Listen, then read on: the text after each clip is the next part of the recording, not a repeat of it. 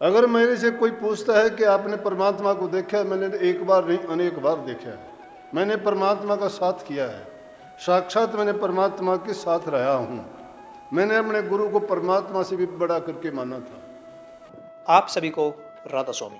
देखिए, जो आज का सत्संग का विषय है, उसमें जब महाराज जी से किसी ने सवाल किया कि क्या कभी आपने परमात्मा को देखा है, तो महाराज जी ने बताया कि हाँ, मैंने देखा है। मैंने देखा ही नहीं, बल्कि मैं उनके साथ काफ़ी समय तक रहा भी हूँ और मैंने उनकी सेवा भी की है।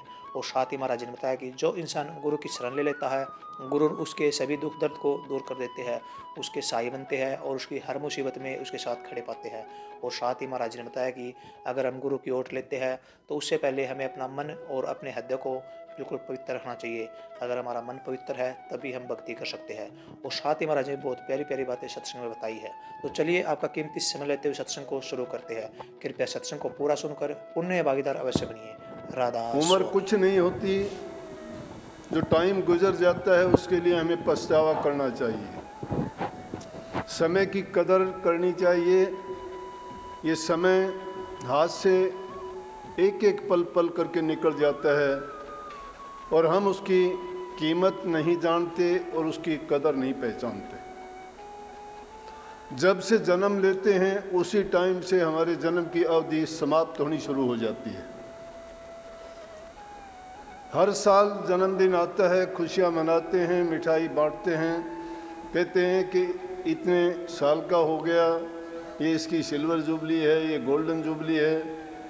कहीं मोमबत्ती जलाते हैं, कहीं केक काटते हैं, कहीं और कुछ, जो ज़्यादा पैसे वाले लोग हैं और कुछ करते होंगे, बड़े धूमधाम से उसको मनाते हैं। लेकिन उसकी दूसरी तरफ अगर देखोगे तो संत तो ये कहते हैं कि हमें उसके लिए पछताना चाहिए कि जो पूंजी हम मालिक की तरफ से लेके आए हैं उसमें से रोज़ाना कम करते जा रहे हैं, और वो भी कैसे कि जिसका हम लाभ नहीं उठा पाते। हर जीव यहाँ संसार में एक सौदागर बन के आया है, सौदा करने के लिए आया है, व्यापारी है। और वो अच्छे व्यापारी हैं जो उस पूंजी में से लाभ कमा के जाते हैं और साहूकार को वापस जाके जवाब भी देते हैं कि मैंने जो आपसे पूंजी ली थी उससे इतना कमाया है, नुकसान नहीं उठाया और मैंने फायदे का सौदा किया है। संतों ने उसको सत्य का सौदा कहा है। जो गुरु की शरण में जाके गुरु से नाम की दीक्षा लेके नाम की कमाई करता है वो अपने जीवन को सफल कर जाता है। वरना तो इस काल और माया के देश में ये जीव ऐसे भ्रमों में पड़ा हुआ है कि वो कोई किसी रूप में, कोई किसी रूप में, किसी न किसी फंदे में फंस जाता है और उसमें फंसने के बाद अपनी पूंजी को गंवा बैठता है। बल्कि कबीर साहब के एक शब्द में कबीर साहब ने फरमाया है कि ये हमारा जीवन तो ऐसा है जैसे बोधी गुण, जिसमें कोई चीज़ डाली जाती है वो बिल्कुल बेहाल है, फटे हाल है, उसमें सामान रुकने लायक नहीं है, वो हमारा शरीर है। और इसके अंदर किसी ने तो हीरे जवाहरात भर लिए, लेकिन किसी ने इसमें काला नमक या नमक डाल लिया। जिसने नमक डाल लिया विषय विकारों में जो पड़ के इस जीवन को बर्बाद करके चले गए, वो अपनी पूंजी को खो बैठे। लेकिन जिन्होंने गुरु की रहनुमाई में, गुरु की शरण में रह के उनकी आज्ञा का पालन करके जो गुरु ने उसको उपदेश, शिक्षा और नुक्ते सिखाए, उनके अनुसार उन्होंने काम किया, उन्होंने जीवन सफल कर लिया। लेकिन शरण अगर सच्ची कोई ले लेता है गुरु की तो उसको कोई कमी नहीं रह जाती। अगर मेरे से कोई पूछता है कि आपने परमात्मा को देखा है, मैंने एक बार नहीं अनेक बार देखा है। मैंने परमात्मा का साथ किया है, साक्षात मैंने परमात्मा के साथ रहा हूँ। मैंने अपने गुरु को परमात्मा से भी बड़ा करके माना था। और जिन्होंने गुरु को परमात्मा करके मान लिया उनके कोई कार्य बिसरे नहीं, उनके सब कार्य पूरे हुए। उनके मन में जो भ्रम थे वो सब भ्रमों का निवारण हो गया। जितने भी उनको किसी भी प्रकार के दुख, कष्ट, पाप, कर्म थे, वो उस परमात्म शक्ति ने उनको एक क्षण में काटने में देर नहीं लगाई। लेकिन उसके लिए उनके दिलों में श्रद्धा, विश्वास, यकीन और प्रेम जब प्रगाढ़ होता है तो ही वो चीज़, वो शक्ति उनको मिलती है। गुरु पहचानता है शिष्य को, सब कुछ देता है, लेकिन किसको देता है? जो लेने के लायक होता है। लेने, हम संसारी पदार्थों के लिए इधर उधर भाग दौड़ करते हैं, दीन दुनी की बातों में फंसते। कबीर साहब कहते हैं, दीन गवाया दुनी से दुनी न चाली साथ, पांव कुलाड़ा मारिया गाफिल अपने हाथ। हम इस दीन दुनी के लिए अपने जीवन को बर्बाद करते हैं, कहीं रिश्ते नातों के फंस के, कहीं संतान के लिए, कहीं अपने घर मकान के लिए, कहीं जायदाद के लिए, और उन सब के लिए हम खोटे मंदे काम करते हैं, झूठ कपट बेईमानी का रास्ता अपनाते हैं।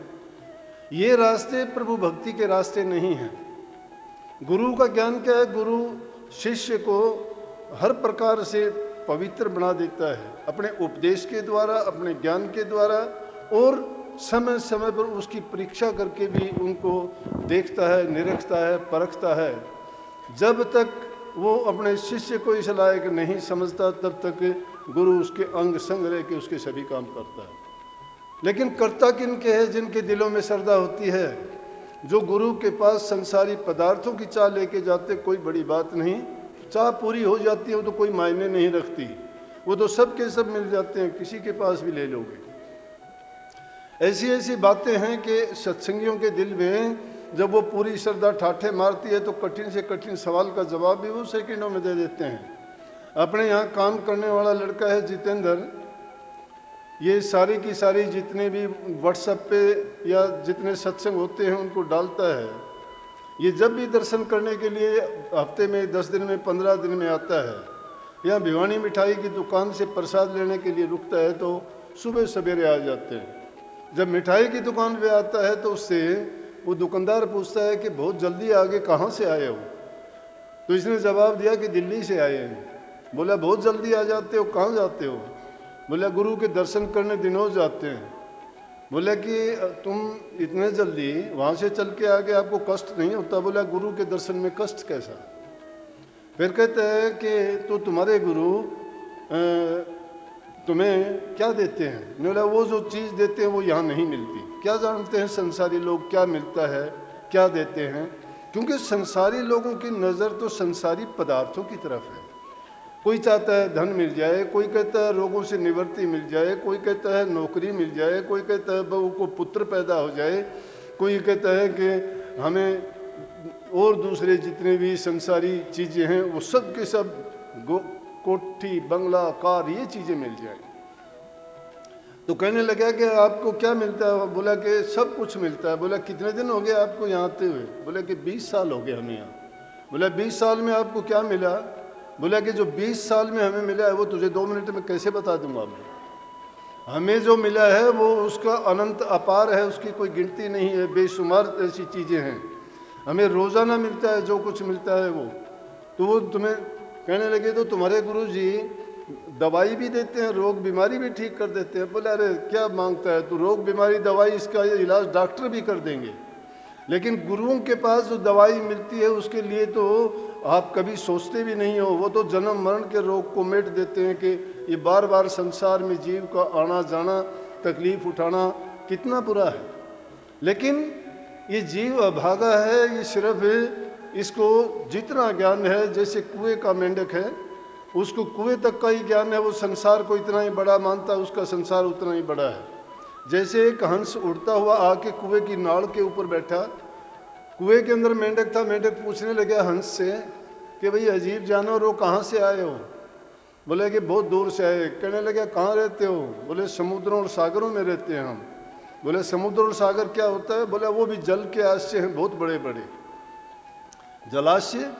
बोले कि हाँ। तो कुआं वो भी जलाशय में रहता है, कुएं में भी पानी होता है। मेंढक कहने लगा एक पैर निकाल के, बोला इतना बड़ा होगा वो? बोला कि नहीं इससे बड़ा है। 2 पैर निकाल के कहने लगा इतना बड़ा होगा? बोला इससे भी बहुत बड़ा है। 4 टांग फैला के कहने लगा इतना बड़ा होगा? बोला इससे भी बहुत बड़ा है। मेंढक ने छलांग लगाई और कहने लगा इतना बड़ा? बोला अरे गिनती भी नहीं है, इससे तो लाखों करोड़ों गुना बड़ा है। बोला कि क्यों झूठ बोलता है? क्योंकि मेंढक का ज्ञान सिर्फ कुएं तक का ही है, इसलिए इसको कूक मंडूक कहते हैं। तो जो लोग इस आध्यात्मिकता को नहीं जानते हैं, जिन्होंने अंदर में जाना नहीं सीखा है, जिन्होंने गुरु की ज्ञान की पाठशाला में दाखिला भी नहीं लिया है। अब इसी बात का दुख होता है कि अब 2 मिनट के लिए आप लोगों को बैठने के लिए कहा गया था, आप 2 रोटी के लिए, रोटी खाने के लिए आते हो क्या? तुम्हें सत्संग की और ज्ञान की तड़फ और भूख नहीं है। जो इंसान जब तक बैठना उठना नहीं सीखता है वो कोई चीज़ ग्रहण नहीं कर सकता। और जिस गुरु को के पास 2 रोटी नहीं है तुम्हें देने के लिए, उसको गुरु कहने के लायक नहीं है। उस गुरु के पास जाओ जो तुम्हें तुम्हारी शुभ भावनाओं से आशीर्वाद देंगे, उनके दिल से तुम अगर पूरा आशीर्वाद ले लोगे तुम्हें किसी चीज़ की कमी नहीं रहती। अरे रोटी घर में रोजाना खाते हो, 2 मिनट टिक नहीं पाते। ये बारिश का आना, मौसम का बदलना, ये सत्संगियों की परीक्षा ही तो होती है।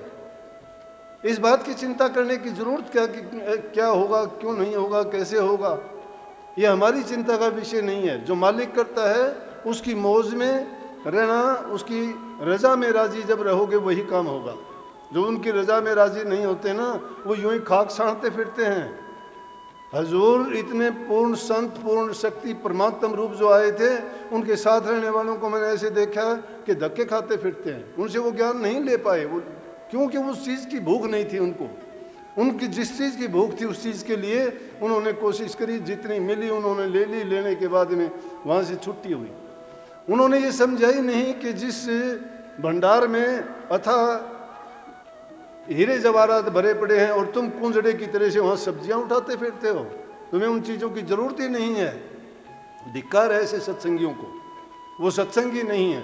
पूरा गुरुमुख उसी को कहते हैं जो गुरु की आज्ञा में चलता है, गुरु के बताए आदेश को मानता है, उनके कहे अनुसार नाम की कमाई करता है। जो नाम का सुमरण नहीं करते, कभी उसका चिंतन नहीं करते, 2 मिनट के लिए आप अभ्यास नहीं करते, ध्यान में नहीं बैठते, तो आप कैसे कह दोगे तुम्हारा मन बदल जाएगा? मन नहीं बदलता है, हम कैसे बदलेंगे? दिल के अंदर वही हमारे चापलूसियाँ 420 हेरा फेरी भरी पड़ी हैं, तो बाहर कैसे नाम प्रकट हो जाएगा? जबान से कुछ का कुछ कहते हैं, लेकिन अंदर में हम नाम नज़दीक भी नहीं जाते। और नाम की अगर कमाई करनी शुरू कर दी, वो आनंद अगर आना शुरू हो गया, तो ये क्या मायने रखता है? ये कोई मायने नहीं रखता। ये तो सुख कुछ भी नहीं है, 4 दिन का है। जिस सुख को सुख मानते हैं, किसी भी चीज़ का इंद्रिय का स्वाद देखो, शरीर के आराम सुख सुविधा की चीज़ देखो, वो मिल जाएंगी, मिलने के थोड़ी देर के बाद में वो दुख रूप भी हो जाती है। जो असली और जो कभी खत्म नहीं होने वाला सुख है वो आध्यात्मिक आत्मिक सुख है। वो यहाँ नहीं है, वो शरीर मन और आत्मा के ऊपर से तीनों मंडलों के ऊपर जाने के बाद मिलता है। लेकिन हम तो शरीर के मंडलों से ही बाहर नहीं निकलते। हम तो सिर्फ सोचते हैं तो सिर्फ शरीर तक ही सीमित रखते हैं। अगर किसी को अपने जीवन की चिंता है, अपने जीवन को सफल बनाना चाहता है, तो वो गुरु की आज्ञा में ही रहता है, गुरु को परमात्म रूप समझता है, उसमें अपनी श्रद्धा, यकीन और विश्वास दृढ़ करता है। वो ये नहीं देखता कि गुरु क्या करता है। गुरु को तो कई तरह के काम करने पड़ते हैं। गुरु बाजीगरी का खेल करता है। हर एक के लिए एक नियम नहीं है। अलग अलग जीव के कर्म काटने के लिए उनके पास अलग अलग नियम हैं। जो जिस रूप से सुधरना चाहता है उसको सुधारने का प्रयास करते हैं। शाम दाम दंड भेद, किसी भी रूप में किसी को किसी तरह, किसी को किसी तरह से, किसी से नाम जपवाते हैं, किसी से सेवा करवाते हैं, किसी से प्यार करते हैं, तो किसी को उनको धमकाते भी हैं या थोड़ा उनके साथ शक्ति का बर्ताव भी करते हैं। क्यों करते हैं? जिस प्रकार से एक माली जानता है कि किस पेड़ में जो शाखाएं जिनकी ज़रूरत नहीं वो आ जाती हैं, तो वो माली उन शाखाओं को काट डालता है उसको अच्छा पेड़ बनाने के लिए।